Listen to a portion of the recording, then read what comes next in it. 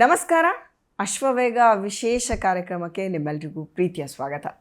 But ಏನಂದರೆ ನನಗೆ ಇಂತಹ ಕಾರ್ಯಕ್ರಮಗಳನ್ನ ಮಾಡುವಾಗ ಒಂದು ಸಣ್ಣ ಹಿಂಜರಿಕೆ ಇರುತ್ತೆ. ಏನಂದರೆ ಯಾವಾಗಲೂ ಖುಷಿಯಾಗಿ ಒಳ್ಳೆ ವಿಷಯಗಳನ್ನ ಮಾತಾಡ್ತಾ ಒಳ್ಳೆ ವಿಷಯಕ್ಕೆ ಮೀಟ್ ಮಾಡ್ತಿರ್ತೀವಿ. ಆದರೆ ಇವತ್ತಿನ ಸಂಚಿಕೆಯಲ್ಲಿ ನಾನು ನಮ್ಮ ಕರ್ನಾಟಕದಲ್ಲೇ ಇದ್ದೀವ ಅನ್ನೋ ಒಂದು ಬೇಜಾರು ಒಂದೊಂದು ಸತಿ. ಅಯ್ಯೋ, ನಮ್ಮ ಕರ್ನಾಟಕ ಹಿಂಗಾಗೋಯ್ತಾ, ನಮ್ಮ ಜನ ಹಿಂಗಾಗೋಗ್ಬಿಟ್ರಾ, ನಮ್ಮವರು ಅಂದ್ಕೊಂಡವರೆಲ್ಲ ಹಿಂಗಾಗ್ಬಿಟ್ರಾ ಅನ್ನೋ ಒಂದು ಸಣ್ಣ ನೋವಿನ ಜೊತೆ ಈ ಕಾರ್ಯಕ್ರಮನ ಶುರು ಮಾಡ್ತಾ ಇದ್ದೀನಿ. ನನ್ನ ಜೊತೆ ಅಫ್ಕೋರ್ಸ್ ನಿಮ್ಮೆಲ್ಲ ಈಗ ಅಂದ್ಕೊಂಡಿರ್ತೀರ, ನೀವು ಗೆಸ್ ಮಾಡಿರ್ತೀರ.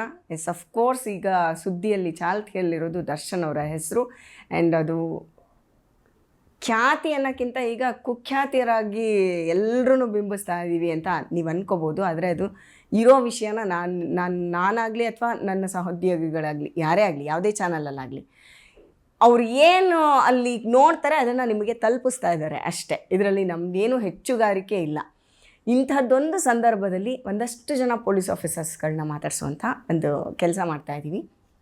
ಅಂಥದ್ದೇ ಒಂದು ಎಪಿಸೋಡ್ ಇದು. ನಾನಿವತ್ತು ಖಡಕ್ ಪೊಲೀಸ್ ಆಫೀಸರ್, ಒಂದು ಕಾಲದಲ್ಲಿ ಬೆಂಕಿ ಬಿರುಗಾಳಿ ಎಬ್ಬಿಸಿದಂತಹ ಪೊಲೀಸ್ ಆಫೀಸರ್ ಸಂಗ್ರಾಮ್ ಸಿಂಗ್ ಅವ್ರ ಜೊತೆ ಇದ್ದೀನಿ. ಬನ್ನಿ, ಅವ್ರನ್ನ ಕಾರ್ಯಕ್ರಮಕ್ಕೆ ಸ್ವಾಗತಿಸೋಣ. ಇಂಥದ್ದೊಂದು ಪ್ರೊಫೈಲ್ ಕೇಸ್ಗಳನ್ನ, ಈ ಥರದ್ದನ್ನು ಅವ್ರು ಸಾಕಷ್ಟು ನೋಡಿರ್ತಾರೆ. ಅವರ ಒಂದು ವೃತ್ತಿ ಜೀವನದಲ್ಲಿ, ಅವರ ಅನುಭವದಲ್ಲಿ ಇದು ತುಂಬಾ ಸಾಮಾನ್ಯ ಕೇಸ್ ಅನ್ನೋಷ್ಟು ಅವರು ಬೇಕಾದಷ್ಟು ಕೇಸ್ಗಳನ್ನ ನೋಡಿದ್ದಾರೆ. ಆದರೂ ಇದು ತುಂಬ ವಿಭಿನ್ನವಾಗಿರುವಂತಹ ಒಂದು ಕೇಸು. ಇದ್ರ ಬಗ್ಗೆ ಅವರು ಏನು ಹೇಳ್ತಾರೆ, ಅವರ ಅಭಿಪ್ರಾಯ ಏನು, ಮುಂದೇನಾಗ್ಬೋದು. ಯಾಕಂದರೆ ಪೊಲೀಸ್ ಆಫೀಸರ್ಸ್ ಈಗ ಸುಮಾರು ಕೆಲಸಗಳನ್ನ ಮಾಡಿ ಒಂದು ಹಂತಕ್ಕೆ ತಂದು ಇಟ್ಟಿದ್ದಾರೆ ಅದನ್ನ. ಸೊ ಈಗ ಸರ್ ಅಭಿಪ್ರಾಯ ಏನಿದೆ ಅಂತ ಕೇಳ್ಕೊಳ್ಳೋ ಅಂಥ ಒಂದು ಸಮಯ. ಬನ್ನಿ, ಅವ್ರನ್ನ ಕಾರ್ಯಕ್ರಮಕ್ಕೆ ಸ್ವಾಗತಿಸೋಣ. ಸರ್, ಕಾರ್ಯಕ್ರಮಕ್ಕೆ ಪ್ರೀತಿ. ನಮಸ್ಕಾರ ಮೇಡಮ್. ಸರ್, ಈ ಥರ ಮೀಟ್ ಮಾಡೋದು ಒಂಥರ ಬೇಜಾರು ಸರ್. ಅಂದರೆ ಹಾಗೇನಿಲ್ಲ. ಏನಂದರೆ ಇನ್ಸಿಡೆನ್ಸಸ್ ಬೆಂಗಳೂರಲ್ಲಿ ನಡೀತಾವೆ, ಈ ಕ್ರಿಮಿನಲ್ ಇನ್ವೆಸ್ಟಿಗೇಷನು. ಯಾಕಂದರೆ ಹೀಗಿದೆ, ಇದು ಬೆಂಗಳೂರು ಇದು ರಾಜಧಾನಿ. ಇದು ಈ ಬೆಂಗಳೂರು ಬಿಟ್ಟು ನಾವು ಉತ್ತರ ಕರ್ನಾಟಕಕ್ಕೆ ಹೋದರೆ ಅದು ಲೆಕ್ಕನೇ ಇರೋದಿಲ್ಲ. ಹೌದು. ಯಾಕಂದರೆ ಬೆಂಗಳೂರಲ್ಲಿ ರಾಜಧಾನಿನಲ್ಲಿ ಏನು ನಡೀತೋ ಉತ್ತರ ಕರ್ನಾಟಕದಲ್ಲಿ ಅದೆಲ್ಲ ನೋಡ್ತಾರೆ ಈಗ. ಕರೆಕ್ಟ್.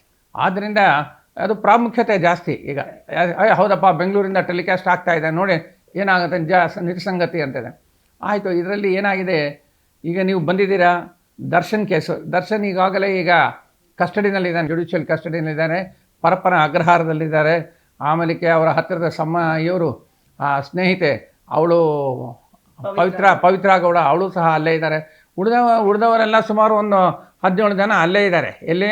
ಪರಪ್ಪನ ಅಗ್ರಹಾರದಲ್ಲಿ. ಅವ್ರಿಗೆಲ್ಲ ಸೆಗ್ರಿಗೇಟ್ ಎಲ್ಲ ಮಾಡ್ತಾರೆ ಈಗ, ಯಾಕಂದರೆ ಒಂದೇ ದಿವಸದಲ್ಲಿ ಎಲ್ಲ ಆಗೋದಿಲ್ಲ. ಇದು ಏನಾಗಿದೆ, ದರ್ಶನ್ ಬಹಳ ಒಳ್ಳೆ ಆ್ಯಕ್ಟರು. ನಾವೆಲ್ಲ ಅವ್ರ ಪಿಕ್ಚರ್ ಎಲ್ಲ ನೋಡಿದ್ವಿ. ಆ್ಯಕ್ಷನ್ ಹೀರೋ ಅಂತ ಹೇಳಬೇಕಾಗಿತ್ತೆ. ಯಾಕಂದರೆ ನಾವು mass hero, action hero, mass hero ಅಂತೆಲ್ಲ ನಾವು ಆರಾಧಿಸ್ತಿದ್ವಿ. ನಾವು ಯಾಕಂದರೆ ಹೇಳಿದೆ, ನಾವೆಲ್ಲ ರಾಜ್ಕುಮಾರು ಮತ್ತು ವಿಷ್ಣುವರ್ಧನ್ ಮತ್ತು ಅಂಬರೀಷ್ ಅಣ್ಣ, ಇವರು ನಾವೆಲ್ಲ ಪ್ರಿಯರು. ಯಾಕಂದರೆ ಭಾಳ ಹಿಂದಿನ ಕಾಲದವ್ರು ನಾವೆಲ್ಲ ಆಗ ನೋಡ್ತಾಯಿದ್ರು. ಪರ್ಟಿಕ್ಯುಲರ್ಲಿ ರಾಜ್ಕುಮಾರ್ ಪಿಕ್ಚರ್ನೆಲ್ಲ ಭಾಳ ನೋಡ್ತಾಯಿದ್ವಿ. ಆದರೆ ಅವ್ರಿಗೂ ಇವ್ರಿಗೂ ಕಂಪೇರ್ ಮಾಡ್ತು ಅಂತ ಹೇಳಿದ್ರೆ, ಯಾಕಂದರೆ ಬಹಳ ಸಂಭಾಯಿತರಾಗಿದ್ದರು. ಅಷ್ಟೆಲ್ಲ ಇದರಲ್ಲೂ ಬಂದಿದ್ದರು. ಡಾಕ್ಟರ್ ರಾಜ್ಕುಮಾರ್ ಆಗಲಿ, ಡಾಕ್ಟರ್ ವಿಷ್ಣುವರ್ಧನ್ ಆಗಲಿ, ಅಂಬರೀಷ್ ಅಣ್ಣ ಆಗಲಿ, ಇವರೆಲ್ಲ ನೋಡಿದ್ರೆ ನಮಗೆ ಅನಿಸುತ್ತೆ, ಏನಪ್ಪ ಇಷ್ಟು ಚೆನ್ನಾಗಿ ಇದು ಪಿಕ್ಚರ್ ಆ್ಯಕ್ಟರ್ ನಡೆಸ್ಕೊಂಡು ಹೋಗ್ತಾ ಇದ್ದಾರಲ್ಲ. ಅದೇ ದರ್ಶನ್ ನೋಡಿದ್ರೆ ಇಷ್ಟೊಂದು ಅಗ್ರೆಸಿವ್ ಆಗಿದ್ದಾರಲ್ಲ ಅಂತ ಹೇಳಿದ್ರೆ ನಮಗೆ ಅನಿಸುತ್ತೆ. ಹಾಗೆ ಆಗಬಾರ್ದು. ಯಾಕಂದರೆ ಹೇಳಿದ್ರೆ ಅವರು what ever the foot steps, doctor Rajkumar ಆಗಲಿ, ವಿಷ್ಣುವರ್ಧನ್ ಆಗಲಿ, ಅಂಬರೀಷ್ ಅಣ್ಣ ಆಗಲಿ, ಅವ್ರು ಹಾಕಿದ ಫುಟ್ ಸ್ಟೆಪ್ಸ್ ಇದೆಯಲ್ಲ, ಅದನ್ನು ನಾವು ತಿಳ್ಕೊಳ್ಬೇಕಾಗತ್ತೆ. ನಾಟ್ ಲೈಕ್ ದಿಸ್ ಥಿಂಗ್, ಏನು ನಮ್ಮ ದರ್ಶನ್ ಇದ್ದಂಗೆ. ದರ್ಶನಕ್ಕೆ ಗೊತ್ತು what are the facts of doctor Rajkumar and others. But ಆದರೆ ಅವನು ತಿಳ್ಕೊಳ್ಳಿಲ್ಲ. ತಿಳ್ಕೊಳ್ಳೋದಕ್ಕೆ ಕಾರಣ ಅವನು ಜೀವನದಲ್ಲಿ ಬಂದಂತಹ ಘಟನೆಗಳು ಅವನಿಗೆ ಒಂದು ಕ್ರಿಮಿನಲೈಸ್ ಆಗೋಗ್ಬಿಟ್ಟ. ಯಾರು? Darshan was a very good man.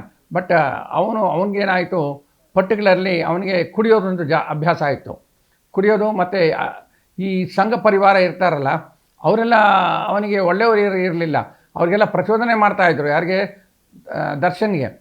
ಇಂಥದ್ರಲ್ಲಿ ಅವನು ಒಂದು ಹೀಗೆಲ್ಲ ಇರುವಾಗ ಅದೇ ಡಾಕ್ಟರ್ ರಾಜ್ಕುಮಾರ್ಗೆ ಇರ್ತಾ ಇರಲಿಲ್ಲ. ಇವನಿಗೆ ಬಂದುಬಿಟ್ಟಿದೆ ಈಗ. ಯಾಕಂದರೆ ಸಾಯಂಕಾಲ ಆಯಿತು ಅಂತ ಹೇಳಿದ್ರೆ ಹುಡುಗಿರಬೇಕು, ಕುಡ್ತಾ ಬೇಕು, ಅದು ಬೇಕು, ಇದು ಬೇಕು ಅಂತ ಹೇಳಿದ್ರೆ ಇದು ಕಷ್ಟ ಆಗುತ್ತೆ. ಯಾಕಂದರೆ ಜೀವನದಲ್ಲಿ ಸ್ವಲ್ಪ ನಾವು ಹಿಂದೆ ಮುಂದೆ ನೋಡಬೇಕಾಗತ್ತೆ. ಹೌದಪ್ಪ, ಒಂದು ದಿವಸ ಕುಡಿಬೋದು, ಬೇರೆ ದಿವಸ ನಾವೆಲ್ಲ ಅದನ್ನು ಅವಾಯ್ಡ್ ಮಾಡಬೇಕಾಗತ್ತೆ. ಹಿಂದಿನ ಒಂದು ಚಲನಚಿತ್ರ ಮಂಡಳಿನಲ್ಲಿ ಹೇಗಿದ್ರು ಹಾಗೆ. ಈಗ ನೋಡಿ, ಈಗ ನಾವು ಇಡೀ ಕರ್ನಾಟಕದಲ್ಲಿ ಚಲನಚಿತ್ರ ಮಂಡಳಿ ಬಹಳ ಫೇಮಸ್ ಆಗಿತ್ತು. ಕನ್ನಡ ನಾವು ಹೇಳಬೇಕು ಅಂತ ಹೇಳಿದ್ರೆ ನಮಗೆ ಈಗ ಬಹಳ ಇದನ್ನಿಸುತ್ತೆ.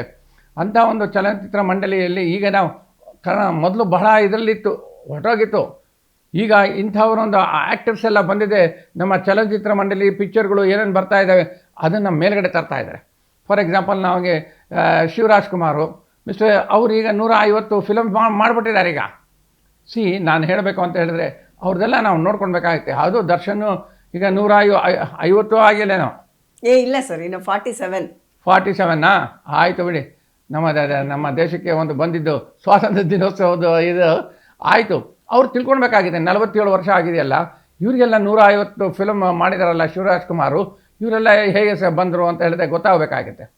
ಈಗ ಶಿವರಾಜ್ ಕುಮಾರು ನಾವು ನೋಡ್ತೀವಿ ಹತ್ತಿರದಿಂದ, ಯಾಕಂದರೆ ನಾನು ಬಹಳ ಕ್ಲೋಸ್ ಆಗಿದ್ದೀನಿ ಅವ್ರ ತಂದೆಯವರಿಗೆ.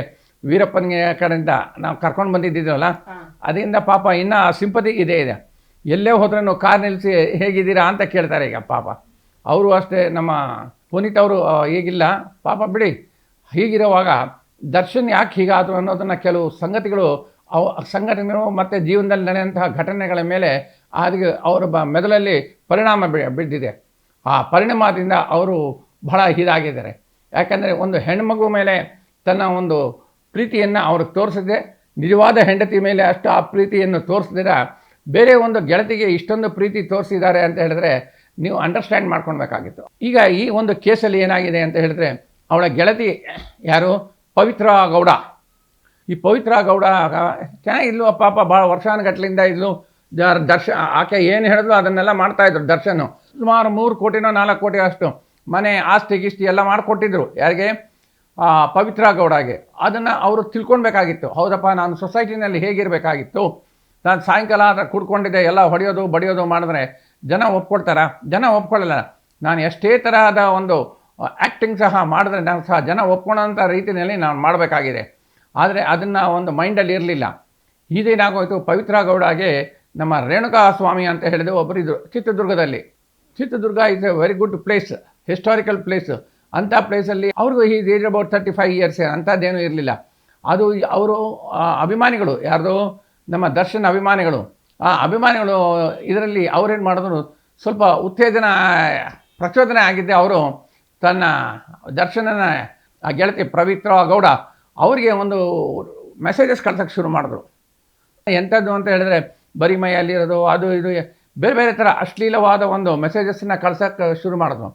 ಆಗ ಆಕೆಗೆ ಬಹಳ ಕೋಪ ಬಂತು. ಏನು ರೀ ಇದು ಇವನಿಗೆ ಸ್ವಾಮಿ ಇದ್ದಾನ ಚಿತ್ರದುರ್ಗದ, ನನ್ನ ಫೋಟೋ ಕಳಿಸ್ತಾ ಇದ್ದಾನೆ, ನೀವೇನು ಮಾಡ್ತಾನೆ ಇಲ್ವಲ್ಲ, ನೀವು ಯಾಕೆ ಮಾಡಲ್ಲ ಅಂತ. ಆ ಸಮಯ ಅವಳು ಪ್ರಚೋದನೆ ಮಾಡಿದ್ಲು. ಅವಳು ಯಾರು, ಪವಿತ್ರ ಗೌಡ ದರ್ಶನ್ಗೆ ಪ್ರಚೋದನೆ ಮಾಡಿದ್ಲು. ಆಗ ಇವ್ರಿಗೆ ಹೌದಾ ಅಂಥದ್ದಕ್ಕೆ ಇದಾಗಿದೆಯಾ ಅಂತ ಹೇಳಿದೆ. ಇವ್ರಿಗೂ ನೋಡ್ತಾನೆ ಸುಮಾರು more than 100 ಇದಿದ್ದು ಕ್ಲಿಪ್ಪಿಂಗ್ಸು. ಆಗ ಅವನಿಗೂ ಬಹಳ ಕೋಪ ಬಂತು. ಕೋಪ ಬಂದಿದ್ದೆ, ಅವನಿಗೆ ಸ್ನೇಹಿತರಿದ್ದರು, ಇಡೀ ಕರ್ನಾಟಕದಲ್ಲಿ ಸ್ನೇಹಿತರಿದ್ದಾರೆ ಅವನಿಗೆ, ಆ ಸಂಘ ಪರಿವಾರದವರು. ಅವ್ರಿಗೆ ಅದರಲ್ಲಿ ಸೆಲೆಕ್ಟೆಡ್ ಇರ್ತಾರೆ. ಅವ್ರಿಗೆ ಹೇಳಿದ್ರು, ಹೋಗಿದೆ ಅವನಿಗೆ ಕರ್ಕೊಂಬರ್ರೋ, ಚಿತ್ರದುರ್ಗಕ್ಕೆ ಫೋನ್ ಮಾಡಿದೆ, ಅವನಿಗೆ ಏನೇ ಆದ್ರೂ ಇಲ್ಲಿ ಕರ್ಕೊಂಬಂದು ನಾವು ತೋರಿಸ್ತೀವಿ ನಾವು ಏನನ್ನೋದು ಅನ್ನೋದನ್ನು ಹೇಳಿದ್ರು. ಆಗ ಏನಾಯಿತು, ದುರ್ಗದಲ್ಲಿ ಅವನ ಸಹಚರರು ಎಲ್ಲ ಇವನಿಗೆ ಹುಡುಕ್ತಾರೆ. ಇವಾಗ ಏಜ್ ಅಬೌಟ್ 35 ಇಯರ್ಸು. ಏನು ಒಂದು ಹೆಂಡತಿ ಮತ್ತು ಒಂದು ಮಗು ಇತ್ತು, ಏನೋ ಎಲ್ಲ ಚೆನ್ನಾಗಿತ್ತು. ಅಂಥದ್ದೇನು ಅವನು ಹೈ ಪ್ರೊಫೈಲಲ್ಲಿ ಇರಲಿಲ್ಲ. ಅವನಿಗೇನಾಯಿತು, ಅವನಿಗೆ ಇವರು ಹೋಗಿದ್ದೆ ಪ್ರಚೋದನೆ ಮಾಡಿದೆ. ಇಲ್ಲ ಅಣ್ಣ ಕರಿತಾ ಇದ್ದಾರೆ. ಯಾವಾಗ ಇವನು ದರ್ಶನ್ ಕರಿತಾ, ಯಾಕೆಂದರೆ ಅವನು ದರ್ಶನ್ ಅಭಿಮಾನಿ ಇದ್ದ. ಕಡೆಗೆ ಅವರೇನು ಮಾಡಿದ್ರು, ಸರಿ ಅಂತ ಹೇಳಿದೆ. ಅವನು ಪುಸ್ಲಾಯಿಸಿ ಅವನಿಗೆ ಕರ್ಕೊಂಡು ಬಂದರು. ಆಗ ಕರ್ಕೊಂಡು ಬರುವಾಗ ಕಾರಲ್ಲಿ ಕಿಡ್ನ್ಯಾಪಿಂಗ್ ಮಾಡಿಬಿಟ್ರು. ಈ ಕೇಸಲ್ಲಿ ಏನಾಗಿದೆ ಮೇಡಮ್ ಎಲ್ಲ, there are 2 things. One is kidnapping, another is murder. Kidnapping for the purpose of what, murdering. ಇದು ಭಾಳ ದೊಡ್ಡ ಕೇಸ್. ಇದು it's not a very simple case. ನೋಡೋಣ ಟ್ರಯಲ್ ಏನೇನಾಗುತ್ತೋ ಅಂತ ಹೇಳಿದ್ದೆ. ಹಾಂ, ಬಟ್ ಸರ್ ನೀವು ಈಗ ಈ ಥರದ ಕೇಸ್ಗಳನ್ನ ಸುಮಾರು ನೋಡಿದ್ದೀರಾ ನಿಮ್ಮ ಒಂದು ವೃತ್ತಿ ಜೀವನದಲ್ಲಿ. ಹೌದು. ಈಗ ಪೊಲೀಸ್ಗಳು ಎಷ್ಟೇ ಪೊಲೀಸಿಂಗ್ ಮಾಡಿ, ಎಷ್ಟೆಲ್ಲ ಎಫರ್ಟ್ ಹಾಕಿ, ಎಲ್ಲ ಎವಿಡೆನ್ಸ್ನ ಕಲೆಕ್ಟ್ ಮಾಡಿಕೊಟ್ಟು ಕೋರ್ಟಿಗೆ ಪ್ರೊಡ್ಯೂಸ್ ಮಾಡ್ತಾರೆ. ಬಟ್ ಎಷ್ಟೊಂದು ಜನ ತಪ್ಪಿಸ್ಕೊಂಡು ಆಚೆ ಬಂದಿದ್ದಾರೆ. ಅದಕ್ಕೆ ಸುಮಾರು ನಿದರ್ಶನಗಳಿದ್ದಾವೆ. ಹೌದು, ನೀವು ಹೇಳೋದೇನೋ ಕರೆಕ್ಟ್. ಎಲ್ಲ ಬಹಳ ಜನ ವಾಪಸ್ ಬಂದ್ಬಿಟ್ರೆ, ಯಾಕಂದರೆ it is depends upon the IO, investigating officer. ಈ ಕೇಸನ್ನು ಇದು ಮಾಡೋದ್ನಲ್ಲ, ಅವನು ಒಂದು ಟೀಮ್ ಫಾರ್ಮ್ ಮಾಡ್ಕೊಂಡಿರ್ತಾನೆ. ಮಾಡಬೇಕು. ಯಾಕಂದರೆ ಈಗ ನಾವು ಹೇಳಬೇಕಂದ್ರೆ ಗಿರೀಶ್ ಸಾಹೇಬ್ರು ಇದ್ದಾರೆ. ಈಗ ಮತ್ತು ಇವರು ಇದ್ದಾರೆ ಯಾರು ವಿಜಯನಗರ ACP ಚಂದನ್ ಕುಮಾರ್ ಅಂತ ಇದ್ದಾರೆ. ಅವ್ರಿಗೆ ಬೆಳಿಗ್ಗೆ ಸುಮ್ಮನೆ ವಿಶ್ ಮಾಡಿದೆ, ಅವ್ರಿಗೂ ಒಳ್ಳೆ ಕೇಸ್ ಮಾಡ್ತಾ ಇದ್ದೀರಾ ಬೆಂಗಳೂರಲ್ಲಿ, ಹೀಗೆ ಮಾಡಬೇಕು, ನೀವು ಒಳ್ಳೆ ಆಫೀಸರ್ ಆಗಿ ಅಂತ ಹೇಳಿದೆ.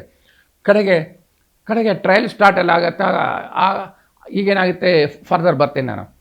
ಕಡೆಗೆ ಅವನೇನು ಮಾಡಿದ, ಅಲ್ಲಿಂದ ಕರ್ಕೊಂಡು ಬರುವಾಗ ಫೋನ್ ಮಾಡ್ತಾನೆ, ಯಾರಿಗೆ, ದರ್ಶನ್. ಮೀನ್ ಟೈಮ್ ಏನಾಗೋಗ್ಬಿಟ್ಟಿದೆ, ಇಲ್ಲಿ ಕರ್ನಾಟಕದಲ್ಲಿ ಇಲ್ಲಿ ಪಟ್ಟಣದ ಕೆರೆ ಅಂತ ಇದೆ RR ನಗರದಲ್ಲಿ, ಅಲ್ಲೇನಾಯಿತು, ಅಲ್ಲಿ ಹತ್ತಿರದಲ್ಲಿಂದ ಬಂದಿದೆ ಸೋಂಪುರ ಅಂತ ಇದೆ. ಆ ಸೋಂಪುರದ ಹತ್ರ ಒಂದು ಡೆಡ್ ಬಾಡಿ ಬಿದ್ದೋಯ್ತು. ಡೆಡ್ ಬಾಡಿ ಏನಪ್ಪ ಅಂದರೆ ಆರ್ಡಿನರಿ ಡೆಡ್ ಬಾಡಿ ಆಯಿತು ಅಂತ ಹೇಳಿದ್ರೆ, ನ್ಯಾಚುರಲ್ ಡೆತ್ ಅಂತ ಹೇಳಿದ್ರೆ ಏನೋ ಒಂದು ನಾವು ಡಫನ್ ಮಾಡಿಬಿಡ್ತೀವಿ. ಇದು ಆ ಒಂದು ಡೆಡ್ ಬಾಡಿ ಮೇಲೆ ವಿಪರೀತ ಇಂಜುರೀಸ್ ಇದ್ದರು. Injuries to the extents of 35 injuries ಇದ್ದರು. ಎಲ್ಲ ಹೊಡೆದಿರೋ ಬರೆದನು ಮಕ್ಕದ ಮೇಲೆ, ಅಲ್ಲಿ ಇಲ್ಲಿ ಮರ್ಮಾಂಗದ ಮೇಲೆ ಎಲ್ಲ. ಆಗ ಅಲ್ಲಿ ಯಾವಾಗ ಡೆಡ್ ಬಾಡಿ ಅಲ್ಲಿ ಬಿದ್ದಿತ್ತು, ಅಲ್ಲಿ ಒಬ್ಬ ಸೆಕ್ಯೂರಿಟಿ ಏನಿದ್ದ, ನರೇಂದ್ರ ಸಿಂಗ್ ಅಂತ, ಅವನೇನು ಮಾಡ್ದ, ಅವನು ಆ ಡೆಡ್ ಬಾಡಿನ ನೋಡಿದ್ದೆ, ಅವನಿಗೂ ಗಾಬರಿ ಆಯಿತು, ಏನಪ್ಪ ಇಲ್ಲಿ ಡೆಡ್ ಬಾಡಿ ಇದೆಯಲ್ಲ ಅಂತ ಹೇಳಿದೆ. ಇಮಿಡಿಯೇಟಾಗಿ ಪೊಲೀಸ್ಗೆ ಫೋನ್ ಮಾಡ್ತಾನೆ. ಪೊಲೀಸ್ ಫೋನ್ ಮಾಡಿದ್ರೆ ಅಷ್ಟೊತ್ತಿಗೆ ಪೊಲೀಸ್ನವರೆಲ್ಲ ಬಂದಿರ್ತಾರೆ. ಇದು ಯಾವಾಗ ಪೊಲೀಸ್ನವ್ರು ಬಂದರು, ಈ ದರ್ಶನ್ ಗ್ರೂಪ್ ಅವರು ಒಂದು 4 ಜನ ಅವರೇನು ಮಾಡಿದ್ರು, ವಾಲಂಟ್ರಿಲಿ ಹೋಗಿದೆ ಸರೆಂಡರ್ ಆಗ್ಬಿಟ್ರು. ಇಲ್ಲ ಸರ್ ನಾವೇ ಮಾಡಿದ್ದು ಸರ್, ಹಾಗೆ ಅದು ಪ್ರಚೋದನೆ ಯಾರು ಮಾಡಿದ್ದು, ದರ್ಶನ್ ಮಾಡಿದ್ದು. ಹೋದ್ರು ಅಲ್ಲಿ ಇದಾಗ್ಬಿಡಿ, ನಿಮ್ಗೆ 5-5 ಲಕ್ಷ ಕೊಟ್ಬಿಡ್ತೀನಿ ಅಂತ ಹೇಳ್ತೇವೆ. ಇವ್ರು ಏನು ಮಾಡಿದ್ರು, 4 ಜನನೂ ಹೋಗಿದೆ ಸರೆಂಡರ್ ಆಗ್ಬಿಟ್ರು ಪೊಲೀಸ್ಗೆ. ಪೊಲೀಸ್ ಸರೆಂಡರ್ ಆಗಿದ ತಕ್ಷಣ ಪೊಲೀಸ್ನವ್ರು ಕ್ವಶನ್ ಮಾಡ್ತಾರೆ, ಏನು ಅದರಲ್ಲಿ ಇಬ್ಬರು ಹೇಳಿಲ್ಲ, ಆದರೆ ಇನ್ನೂ ಒಂದಿಬ್ಬರು ದರ್ಶನ್ ಹೆಸರು ಹೇಳ್ಬಿಡ್ತಾರೆ. ಅವರು ಒಂದು ಕುಮ್ಮಕ್ಕಿಂದ ನಾವು ಇದೆಲ್ಲ ಮಾಡಿದ್ವಿ ಸರ್, ಮರ್ಡರ್ ಮಾಡಿದೆ ಹಾಕಿದ್ದೀವಿ ಅಂತ. ಹಾಗೇನಾಯಿತು, ಇಮಿಡಿಯೇಟಾಗಿ ದರ್ಶನ್ ಹೆಸರು ಬಂದಿದ್ದ ತಕ್ಷಣ ಸುಪೀರಿಯರ್ ಆಫೀಸರ್ಸ್ ಎಲ್ಲ ಅಲರ್ಟ್ ಆಗಿದೆ. ಅದರಲ್ಲಿ ಗಿರೀಶು ಮತ್ತು ಇವರು ಚಂದನ್ ಕುಮಾರ್ ಇವರಿಬ್ಬರಿಗೆ ಸೆಲೆಕ್ಟ್ ಮಾಡ್ಕೊಂಡಿದ್ದೆ, ನೀವು ಇನ್ವೆಸ್ಟಿಗೇಷನ್ಗೆ ಮೈಸೂರಿಗೆ ಇಮಿಡಿಯೇಟಾಗಿ ಹೋಗಿದೆ, ಅಲ್ಲಿ ಅವ್ನಿಗೆ ಅರೆಸ್ಟ್ ಮಾಡ್ಕೊಂಡು ಬನ್ನಿ ಅಂತ ಹೇಳಿದ್ರು. ಕಡೆಗೆ ಈ ಚಂದನ್ ಕುಮಾರು ಮತ್ತು ಗಿರೀಶು ಇವರಿಬ್ಬರೂ ಮೈಸೂರಿಗೆ ಒಂದು ಟೀಮಲ್ಲೇ ಕರ್ಕೊಂಡೋದ್ರು. ಎಲ್ಲಿಗೆ, ಮೈಸೂರಿಗೆ ಹೋಗೋ ಅಷ್ಟೊತ್ತಿಗೆ ಇವರೇನು ಮಾಡಿದ್ದಾರೆ, ಯಾರು ದರ್ಶನ್ನು ಇದು ರ್ಯಾಡಿಸನ್ ಹೋಟೆಲಲ್ಲಿ ಅವರು ಜಿಮ್ ಮಾಡ್ತಾರೆ, ಡೈಲಿ ಜಿಮ್ ಮಾಡೋದು ಅದು ಇದು. ಆಮೇಲೆ ಇವರಿಗೆ ಜಿಮ್ ಆದಮೇಲೆ ಹೊರಗಡೆ ಬಂದಿದ್ದೆ. ಆಮೇಲೆ ಚಂದನ್ ಕುಮಾರ್ ಇದ್ದರು, ಅವರು ACP ಹೇಳಿದ್ರು, ಕಾರಲ್ಲಿ ಇದರಲ್ಲಿ ಜೀಪಲ್ಲಿ ಕೂತ್ಕೊ ಅಂತ. ನಾವು ಕೂತ್ಕೊಳ್ಳಲ್ಲ, ಸ್ವಲ್ಪ ಜಬರ್ದಸ್ತಲ್ಲ ಅವ್ರದ್ದು. ಕಡೆಗೆ ಇಲ್ಲ, ನೀನು ಹಾಕ್ತಿದ್ರೆ, ನೀನು ಬರದೇ ಇದ್ದರೆ ನನಗೆ ಹ್ಯಾಂಡ್ ಕಫ್ ಹಾಕ್ತೀವಿ ಅಂತ ಹೇಳಿದೆ. ಕಡೆಗೆ ಅವರೇನೋ ಒಪ್ಕೊಂಡಿದ್ದೆ, ಕಾರಲ್ಲಿ ಕೂತ್ಕೊಂಬಿಟ್ಟ ಯಾರು, ದರ್ಶನ್ ಕೂತ್ಕೊಂಡಿದ್ದೆ. ಇವರು ಸೀದಾ ಬೆಂಗಳೂರು ಕಡೆ ಬಂದರು. ಅಪ್ ಟು ಶ್ರೀರಂಗಪಟ್ಟಣದವರೆಗೂ ಅವರು ಬಹಳ ಗಲಾಟೆ ಮಾಡ್ತಾ ಇದ್ದ, ಯಾರು, ದರ್ಶನ್. ಪಾಪ ಪೊಲೀಸ್ನವ್ರು ಹೇಳಿದ್ರು, ಇಲ್ಲ ನೀವು ಇದೆಲ್ಲ ಮಾಡಿದಾರಲ್ಲ, ಜಿಮ್ ಮಾಡಿದಾರ, ನಿಮಗೆ ಇಡ್ಲಿ ದೋಸೆ ಎಲ್ಲ ಕೊಡ್ತೀವಪ್ಪ, ಹೇಳಪ್ಪ ಅಂತ ಹೇಳಿದ್ರೆ ಯಾವುದಕ್ಕೂ ಒಪ್ಕೊಳ್ಳಿಲ್ಲ. ಕಡೆಗೆ ಚಂದನ್ ಕುಮಾರು ಕ್ಲಿಪ್ಪಿಂಗ್ಸು ಇತ್ತು, ಆ ಕ್ಲಿಪ್ಪಿಂಗ್ಸ್ ತೋರಿಸಿದ್ರು ನೋಡಿ. ಯಾವಾಗ ಕ್ಲಿಪ್ಪಿಂಗ್ಸ್ ಮಾಡೋದನ್ನು ನೋಡಿದ ತಕ್ಷಣ ತಂಡ ಹೊಡೆದ್ಬಿಟ್ರು. ಎಲ್ಲಿ ಕರ್ಕೊಂಡು ಹೋಗ್ತಾ ಇದ್ದಾರೆ, ಬೆಂಗಳೂರಿಗೆ ಅಂತ ಹೇಳಿದೆ. ಸೀದಾ ಬೆಂಗಳೂರಿಗೆ ಕರ್ಕೊಂಡು ಬಂದ್ಬಿಟ್ರು. ದಾರಿನಲ್ಲಿ ಅವನಿಗೆ ಟೀಗಿ ಅದು ಕುಡಿಸಿದ್ದಾರೆ, ಆದ್ರೂ ಸಹ ಅವನಿಗೆ ಈಗ ಗೊತ್ತಾಗೋಯ್ತಲ್ಲ, ಈಗ ನಾನು ಅನ್ನೋದು ಒಂದು ಮರ್ಡರ್ ಆಗೋದು ಯಾವಾಗ ತಂಡ ಆಗೋಗ್ಬಿಟ್ನೋ, ಅದು ಇಲ್ಲ ಒಳ್ಳೆ ಹೆಸರುವಾಸಿಯಾಗಿದ್ದೆ ಕರ್ನಾಟಕದಲ್ಲಿ. ಇದು ದರ್ಶನ್ ಅಂತ ಹೇಳಿದ್ರೆ ಅವ್ನ ಫಿಲಮ್ಸ್ ನೋಡಿದ್ರೆ ಎಲ್ಲರಿಗೂ ಭಾಳ ಇಷ್ಟ ಇತ್ತು. ಆದ್ರೂ ಸಹ ಅವರಿಗೆ ಕರ್ಕೊಂಡು ಬಂದರು. ಎಲ್ಲಿ ಕರ್ಕೊಂಡು ಬಂದ್ರಪ್ಪ ಅಂತ ಹೇಳಿದ್ರೆ, ಸೀದಾ ಅವನಿಗೆ ಇದಕ್ಕೆ ಪಟ್ಟಣಗೆರೆ ಹತ್ರ ಒಂದು ಶೆಡ್ ಇತ್ತು, ಅಲ್ಲಿ ಕರ್ಕೊಂಡು ಬಂದರು. ಅಷ್ಟೊತ್ತಿಗೆ ಇವರು ಇಂಟ್ರಾಗೇಷನ್ ಎಲ್ಲ ಮಾಡಿದ್ರಲ್ಲ ಇಂಥ ಪಟ್ಟಣಗೆರೆ ಶೆಡ್ಡಲ್ಲಿ ಇದೆ. ಕಡೆಗೆ ಅಲ್ಲಿಗೆ ಇವಳು ಬಂದಳು, ಯಾರೋ ಪವಿತ್ರ ಗೌಡ. ಆ ಶೆಡ್ಡಲ್ಲಿ ಸುಮಾರು 30-40 ಜನ ಇದ್ದರು. ಅಷ್ಟು ಜನ ಯಾವಾಗ ಇವರೆಲ್ಲ ಬಂದರೋ ಇಲ್ಲ, ಪೊಲೀಸ್ನವರು ಅವ್ರ ಕಾಲು ಕಿತ್ಕೊಂಡು ಹೊರಟ್ಬಿಟ್ರು. ಉಳಿದೊಂದು 8-10 ಜನ ಅಷ್ಟೇ ಅಲ್ಲಿ ಆ ಶೆಡ್ಡಲ್ಲಿ. ಕಡೆಗೆ ಇದಾಗೋಯ್ತು. ಅಲ್ಲಿ ಕ್ವಶನ್ ಎಲ್ಲ ಮಾಡಿದ್ಮೇಲೆ ಅವನಿಗೆ ಸ್ಪಾಟಿಗೆ ಕರ್ಕೊಂಡು ಬಂದಾಗ ತಂಡ ಹೊಡೆದ್ಬಿಟ್ಟ. ಯಾರೋ ದರ್ಶನ್ ಇದೆ, ನಾವು ನೋಡ್ತಾ ಇದ್ದೀವಿ ಟಿ ವಿಗಳಲ್ಲಿ. ಆದರೆ ಅವನು ಸಂಭಾವಿತರಾಗಿ ಏನು ಗೊತ್ತಿಲ್ಲದೆ ನನಗೆ ಸುಮ್ಮನೆ ಕೂತಿದ್ದಾನೆ, ಏನು ಮಾತಾಡಲ್ಲ, ಮತ್ತು ಎಕ್ಸ್ಪ್ರೆಷನ್ಸು ಇಲ್ಲ ಒಂದು. ಹೌದಾ, ಆಗಿದೆ. ಅವನಿಗೆ ಗೊತ್ತಾಗೋಯ್ತು ಈಗ ನಾನು ಏನೇ ಮಾಡಿದ್ರೇನು ಸರಿ ಅಂತ. ಯಾವಾಗ ಇದು ನಮ್ಮ ಸಬ್ಜೆಕ್ಟು 4 ಜನ ಇಬ್ಬರಲ್ಲೂ ಹೇಳಿಬಿಟ್ರು, ಅವ್ರದ್ದು ಕನ್ಫೆಷನ್ ಆಗೋಯ್ತು. 164 ಹೋಗಿದೆ ಮ್ಯಾಜಿಸ್ಟ್ರೇಟ್ ಹತ್ರ ಕನ್ಫೆಷನ್ ಮಾಡಿಸ್ಬಿಟ್ಟಿದ್ದೆ. ಅವನಿಗೆ ನೀವು ಅರೆಸ್ಟ್ ಮಾಡ್ತೀವಿ, ಮುಂದೆ ನಿಮಗೆಲ್ಲ ಬಿಡ್ತೀವಪ್ಪ ಅಂತ ಹೇಳಿದೆ. ಎಲ್ಲ ಇದು ಮಾಡ್ತಾರೆ. ಅದೇನಾಯ್ತು, ನಾನು ನೆಕ್ಸ್ಟು ಅಂಥವ್ರಿಗೆಲ್ಲ ನಾವು ಕೇಸಲ್ಲಿ ಅಪ್ರೂವರ್ ಅಂತ ಹೇಳಿದ್ರೆ ಮಾಡಿಬಿಡ್ತೀವಿ ನಾವು. ಅಪ್ರೂವರ್ ಅಂತ ಹೇಳಿದ್ರೆ ಅವನು ಕೇಸಿಗೆ ಸಪೋರ್ಟ್ ಮಾಡಿದೆ, ನಮಗೆ ರಿಯಲ್ ಫ್ಯಾಕ್ಟ್ಸ್ ಹೇಳ್ತಾನೆ ಅಂತ ಅವನಿಗೆ ನಾವು ಇದು ಮಾಡಿಬಿಟ್ಟಿದ್ದೆ. ನಾಳೆ ದಿವಸ ಅವ್ರಿಗೆ ಅವನು ಬೇಲ್ ಹಾಕಪ್ಪ ನೀನು ಅಂತ ಹೇಳ್ತೀವಿ. ಬೇಲ್ ಹಾಕ್ತಾನೆ ಅವನು. ಆಗ ನಾವು ಅಬ್ಜೆಕ್ಷನ್ಸ್ ಮಾಡಲ್ಲ, ನಾವು ಅವ್ರಿಗೆ ಬೇಲ್ ಮೇಲೆ ಬಿಟ್ಬಿಡ್ತಾರೆ. ಆದರೆ ಅವನಿಗೆ ಸರ್ವೈಲೆನ್ಸ್ ನಾವು ಮಾಡ್ತಾ ಇರ್ತೀವಿ. ಅವ್ನ ಮನೆ ಹತ್ರ ಹೋಗೋದು, ಹುಷಾರ್ ಅಲ್ಲಿ ಇಲ್ಲಿ ಬಾಯಿ ಬಿಟ್ಟಿಯಾ ಅಂತ ಹೇಳಿದೆ. ಅವ್ರ ಹೆಂಡತಿ ಮಕ್ಕಳಿಗೆಲ್ಲ ಹೇಳ್ತಾ ಇದ್ವಿ ನಾವು. ಈ ಪೊಲೀಸ್ನವರೆಲ್ಲ ಹೇಳ್ತಾರೆ ಹುಷಾರ್ ಅಂತ ಹೇಳಿದೆ. ಹಾಗೆ ನಡ್ಕೊಂಡು ಬರ್ತಾಯಿತ್ತು. ನಡ್ಕೊಂಡು ಬಂದಾಗ ಇದು ಕೇಸ್ ದೊಡ್ಡದಾಗೋಯಿತು. ಸುಮಾರು 17 ಜನ ಇದಾಯಿತು. ಕಡೆಗೆ ಆ ಪಟ್ಟಣಗೆರೆಯಲ್ಲಿ ಇವಳು ಯಾರು, ಪವಿತ್ರ ಗೌಡ ತನ್ನ ಚಪ್ಪಲಿಯಿಂದ ಒಂದು ಹೊಡಿತಾಳೆ ಎದೆಗೆ, ಅದು ಒಂದು ಆಯಿತು. ಇನ್ನೊಬ್ಬ ರಘು ಅಂತಾನೆ ಯಾರೋ ಒಬ್ಬ, ಅವನು ಎಲೆಕ್ಟ್ರಿಕಲ್ ಶಾಕು ಕೊಟ್ಟ. ಆ ಶಾಕ್ ಎಲ್ಲೆಲ್ಲಪ್ಪ ಕೊಡ್ತಾನೆ ಅಂದರೆ ಮರ್ಮಾಂಗಕ್ಕೆ ಕೊಡ್ತಾನೆ. Because that electrical shock it was a common in Bangalore city police ಇತ್ತು. ಮಿಸ್ಟರ್ ಕೋದನ್ ರಾಮಯ್ಯ ಇದ್ದರು ಆಗ ಕಮಿಷನರ್. ಎಲ್ಲ ಹೇಳಬೇಕಲ್ಲಮ್ಮ ನಿಜ ಸಂಗತಿ ಅಂತ. ಆಗ ಕೋದನ್ ರಾಮಯ್ಯ ಏನು ಮಾಡಿದ್ರು, ಒಂದೊಂದು ಪೊಲೀಸ್ ಸ್ಟೇಷನ್ಗೂ ವಿಸಿಟ್ ಮಾಡಾಕ್ಬಿಟ್ರು.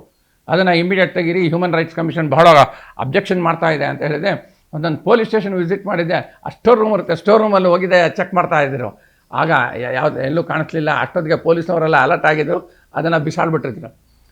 ಕಡೆಗೆ ಏನಾಗೋಯ್ತು, ಅವನು ಎಲ್ಲ ಬಾಡಿನಲ್ಲಿ ಇಂಜುರಿ, ಕೆಲವರೆಲ್ಲ ಸಿಗರೇಟ್ ಬಟ್ಟಿಂದ ಇದು ಕೊಟ್ಟಿದ್ದಾನೆ. ಮತ್ತು ಇವನು ದರ್ಶನ್ ಏನು ಮಾಡಿದಾನೆ, ಕಾಲಲ್ಲಿ ಒದ್ದಿದ್ದಾನೆ ಪ್ರೈವೇಟ್ ಆರ್ಗನ್ಸ್ಗೆ. ಅದೇನಾಗೋಯ್ತು, ಒಂದು ಟೆಸ್ಟಿಕಲ್ಸ್ಗೆ ಒಂದು ಸ್ವಲ್ಪ ಏಟ್ ಬಿತ್ತು ಅಂದರೆ ಪ್ರಾಣನೇ ಹೊಟ್ಟೋಗ್ಬಿಡುತ್ತೆ ಅದು. ಅಷ್ಟೆಲ್ಲ ಆಗಿರುವಾಗ ಇಷ್ಟೆಲ್ಲ ಆಗಿ ಅವನಿಗೆ ಕರ್ಕೊಂಡ್ಬಂದಿದ್ದ ಸಬ್ಸಿಕ್ವೆಂಟ್ ಒಂದು ಯಾವುದು ದರ್ಶನ್ ಸ್ಟೇಟ್ಮೆಂಟ್ ಮೇಲೆ ಕೆಲವರಿಗೆಲ್ಲ ಅರೆಸ್ಟ್ ಆಯಿತು. Who are all involve in this, helped in this case ಅಂತ ಹೇಳಿದ್ದೆ. ಆಗೋಯ್ತು ಮೇಡಮ್. ಕಡೆಗೆ ದರ್ಶನ್ಗೆ ಅರೆಸ್ಟ್ ಆಯಿತು. ಅರೆಸ್ಟ್ ಆಗಿದೆ, ಒಂದು ಕ್ವಶನಿಂಗ್ ಮಾಡಿದ್ರು ಅನ್ನಪೂರ್ಣೇಶ್ವರಿನಲ್ಲಿ. ಕಡೆಗೆ ಅವನಿಗೆ ಕಸ್ಟಡಿಗೂ ಸಹ ತಗೊಂಡ್ರು. 167 CRPC ಪ್ರಕಾರ ಕಸ್ಟಡಿಗೆ ತೊಗೊಂಡಿದ್ದೆ. ಅವನಿಗೆ ಪೊಲೀಸ್ ಸ್ಟೇಷನಲ್ಲೇ ಇಟ್ಕೊಂಡಿದ್ದೆ, ಎಲ್ಲ ಇದು ಮಾಡ್ತಾಯಿದ್ರು. ಪೊಲೀಸ್ ಸ್ಟೇಷನಲ್ಲಿ ಅವ್ನು ಜಾಸ್ತಿ ಬಾಯಿ ಬಿಡ್ತಾ ಇರಲಿಲ್ಲ. ಆದರೆ ಅವ್ನ ಸಹಚರರು ಅವ್ರು ಯಾರಿದ್ರು ಕೆಲವರೆಲ್ಲ ಬಾಯಿ ಬಿಟ್ಟಿದ್ದಾರೆ, ಅವ್ರದ್ದೆಲ್ಲ 164 ಸ್ಟೇಟ್ಮೆಂಟ್ ಆಗಿದೆ. ಕಡೆಗೆ ದರ್ಶನ್ಗೆ ಅವ್ರಿಗೆಲ್ಲ ಬೇಲ್ ಗೀಲ್ ಸಿಗೋದಿಲ್ಲ ಈಗ ಸಡನ್ನಾಗಿ, because the case is under investigation. ಆಗ ಅವ್ರಿಗೆ ಕೋರ್ಟಿಗೆ ಪ್ರೊಡ್ಯೂಸ್ ಮಾಡಿಬಿಟ್ರು. ಕೋರ್ಟು ಈಗ ನ್ಯಾಯಾಂಗ ಬಂಧನ ಕೊಟ್ಟಿದೆ. ಏನೂ ನಮಗೆ ಸೂಚನೆ ನೀಡದೆ, ನಮಗೇನು ನೋಟಿಸ್ ಕೊಡದೆ ಅರೆಸ್ಟ್ ಮಾಡಿದ್ದಾರೆ. ಇದೊಂದು ಪಾಯಿಂಟ್ ಇಟ್ಕೊಂಡು ನಾವು ಅವ್ರಿಗೆ ಬೇಲ್ ಅಪ್ಲೈ ಮಾಡ್ತಾ ಇದ್ದೀವಿ ಅಂತ ಲಾಯರು ಪ್ರೆಸ್ಸಲ್ಲಿ ಅವ್ರು ಹೇಳ್ತಾರೆ ಮೇಡಮ್. ಯಾಕಂದರೆ ಅಡ್ವೊಕೇಟ್ಸು ಪರವಾಗಿ ದರ್ಶನ್ ಪರವಾಗಿ ಹೇಳಿದ್ರು, ಹೌದಪ್ಪ ಅವ್ರಿಗೆ 41(1) CRPCನಲ್ಲಿ ಅವ್ರಿಗೆ ನೋಟಿಸ್ ಕೊಡಬೇಕಾಗಿತ್ತು, that you are going to be arrested without notice ನಮ್ಮನ್ನು ಅರೆಸ್ಟ್ ಮಾಡಿದ್ದಾರೆ. ಆಗ ಅರೆಸ್ಟ್ ಆಗೋಗ್ಬಿಟ್ಟಿದೆಯಲ್ಲ. ಮುಂದೆ ಹೇಳ್ತಾನೆ, ನಿನಗೆ ಯಾರಿಗಪ್ಪ ಅಡ್ವೊಕೇಟ್ಗೆ ಬರಬೇಕಾ, ಅವ್ರಿಗೆ ಕರೆಸ್ತೀವಿ. ಮತ್ತು ನಿನ್ನ ಫ್ಯಾಮಿಲಿ ಮೆಂಬರ್ಸ್ ಬರಬೇಕಾ, ನಿನ್ಗೇನು ಊಟ ಬೇಕು, ನಿನ್ಗೆ ಹೆಂಗೆ ಮಲ್ಕೊಳ್ಬಿಡ್ತೀಯ, ಅದೆಲ್ಲ ನಾವು ಅಟೆಂಡ್ ಮಾಡ್ತೀವಿ. ಹಾಗೇನಿಲ್ಲ. ಈಗ ಅಡ್ವೊಕೇಟ್ಸು ಜಸ್ಟ್ ಜನರಲ್ ಪಬ್ಲಿಕ್ ಗೊತ್ತಾಗಲಿ ಅಂತ ಹೇಳ್ತಾರೆ, ಹೇಳ್ಕೊಳ್ಳಿ ಪಾಪ. They got every right to say because to defend mister ದರ್ಶನ್ಗೆ. ನಮಗೆ ಪೊಲೀಸಲ್ಲಿ ಅದೆಲ್ಲ ಕಾಮನ್ ನಡೆಯುತ್ತದೆ. ಬಟ್ ನನಗೆ ಸರ್ ಇವಾಗ ಈಗ ಸತ್ತವನು ಕೂಡ ಅಪರಾಧಿನೇ ನನ್ನ ಪ್ರಕಾರ ಅಲ್ಲ. ಯಾವುದೇ ಹೆಣ್ಮಕ್ಳಿಗಾಗಲಿ ಯಾರಿಗೇ ಆಗಲಿ ಆ ಥರದ್ದು ಒಂದು ಅಸಹ್ಯವಾಗಿ ನಡ್ಕೊಳ್ಳೋದು, ಆತ ಮಾಡಿರೋದು ಒಂದು ಕ್ರೈಮೇ, ಸೈಬರ್ ಕ್ರೈಮು ಅಲ್ಲ. ಈ ಅಪರಾಧನ ತಪ್ಸೋಕೆ ಹೋಗಿ ಇವರು ದೊಡ್ಡ ಅಪರಾಧಿ ಆಗೋಗ್ಬಿಟ್ರು ಇಲ್ಲಿ, ಆಯ್ತಾ. ಅದನ್ನ ಸಾಲ್ವ್ ಮಾಡೋ ರೀತಿ ಬೇರೆ ಇತ್ತು, ಹೋಗಿ ಇವ್ರು ಅವನಕ್ಕಿಂತ ದೊಡ್ಡ ಅಪರಾಧಿ ಸ್ಥಾನದಲ್ಲಿ ನಿಂತ್ಕೊಂಡ್ಬಿಟ್ರು.